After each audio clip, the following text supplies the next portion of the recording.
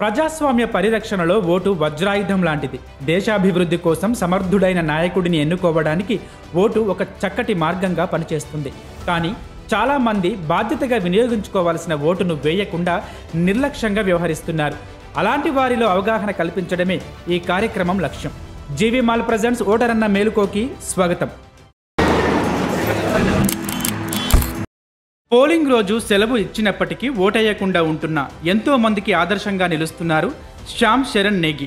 1917 జూలైలో కిన్నౌర్లోని కల్పాలో జన్మించిన ఆయన అటవీ శాఖలో ఫారెస్ట్ గార్డుగా, ఆ తర్వాత స్కూల్ టీచర్గా పనిచేశారు.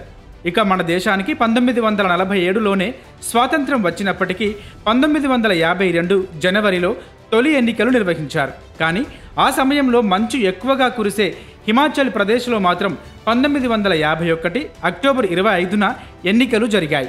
అప్పుడు ఎన్నికల విధులు నిర్వర్తించాల్సిన శ్యామ్ చరణ్ నేగి ఓటు వేశాక విధులకు హాజరవుతానని అనుమతి తీసుకున్నారు. పోలింగ్ రోజు ఉదయాన్నే ఓటు వేసి ఆ తరువాత ఎన్నికల విధులకు హాజరయ్యారు. దీంతో స్వతంత్ర భారతదేశంలో మొదటి ఓటరుగా శ్యామ్ చరణ్ నేగి చరిత్రకెక్కారు.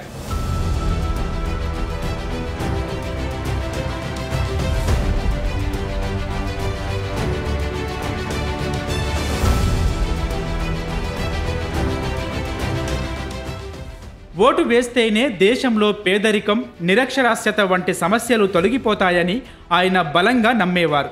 ఇదే విషయాన్ని తోటివారికి, సన్నిహితులకు చెబుతూ ఓటు వేయాలని ప్రోత్సహించేవారు.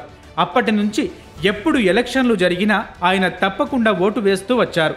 2022 నవంబర్ 5న హిమాచల్ ప్రదేశ్ అసెంబ్లీ ఎన్నికలకు సరిగ్గా వారం రోజుల ముందు 106 ఏళ్ల వయసులో శ్యామ్ చరణ్ నేగి మరణించారు.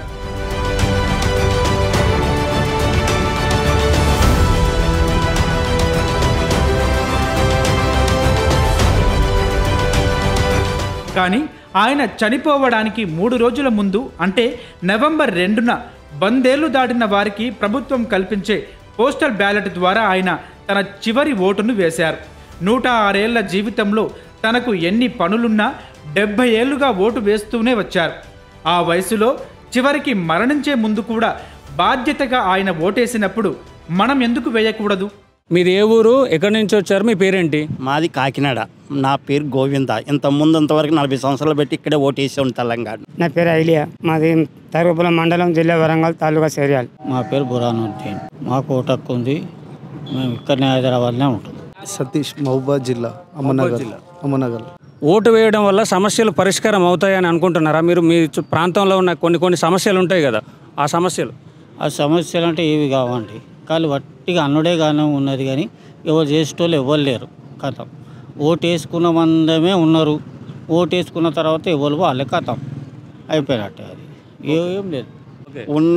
ఉన్న ఈ రేట్లన్నీ పెరిగిపోతాయి. ఇంటి పనులు కానీ, కరెంటు బిల్లులు కానీ అన్నీ పెరిగినాయి విపరీతంగా. ఇప్పుడు కొత్త ప్రభుత్వం వస్తేనే చూడాలి. ఇప్పుడు మళ్ళీ ఏదోటి మా కులం మొత్తం అనుకుంటాం మేము. మాది 100 గడుపు, మాది 150 గడుపున్నాం. మాది 150 గడుపు మేము అందరం అనుకుని వేస్తాం ఓటు. కొంతమంది తీసుకో మేము. మా కులం మొత్తం ఒకటే. మీ కులం అంతా ఒక్కటే, అంటే అందరూ అనుకుని ఓటేస్తాం. అందరూ అనుకుని ఓటేస్తాం. ₹1 తీసుకోం. కాకపోతే మా బీరప్ప గుడికి ఏమన్నా స్నానం ఇస్తే గుడి కట్టుడా, లేకపోతే అది హస్తగా వేసడా, మైకులు ఇచ్చుడా. అది సమస్యలు అయితే అలాగనే ఉన్నాయి. కాకపోతే అవుతాయని నమ్మకంతో ఓటు వేయడానికి రావాలి, పోవాలి, వేయాలి ఖచ్చితంగా. ఎందుకంటే ఇప్పుడు నిరుద్యోగ వృద్ధి కూడా చాలా వరకు అట్లాగే ఉన్నాయి. దానికి పరిష్కరించడానికి ఓటు వేయాలి. దాని తిరస్కరంగా మనది మనం ఉపయోగించుకోవాలి. ఇంతవరకు ఇప్పటికీ 3 సార్లు వేసిన ఇంతవరకు ఏ సమస్యలకు పరిష్కారం కాలేదు.